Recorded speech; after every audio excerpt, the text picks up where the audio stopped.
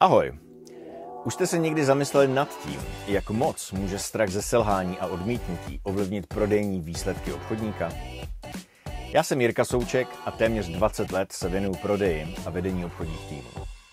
Z vlastní zkušenosti velmi dobře vím, jak se obchodníci cítí, když mají zavolat někomu, koho neznají, čeká je důležitá prezentace, schůzka s vlivným člověkem a nebo jsou pár vteřin od veřejného vystoupení, kde je čeká desítky či stovky upřených pohledů. Všechny tyto strachy mohou obchodníky až paralyzovat a významně tak ovlivnit, jestli uspějí či nikoliv. Tisíckrát jsem tím prošel a vím, jaké to je. Po celé ty roky, co se aktivně pohybuji v obchodním prostředí, se zároveň věnuji vědomé práci se strachem.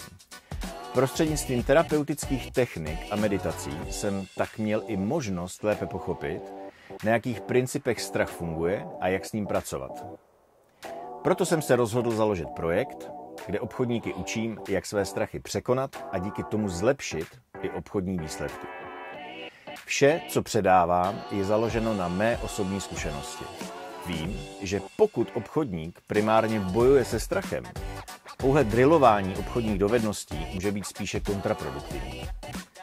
A právě proto se na svých prožitkových workshopech zaměřuji na to, jak strach nejprve pojmenovat, jak s ním pracovat a jak toho následně využít ve svůj prospěch.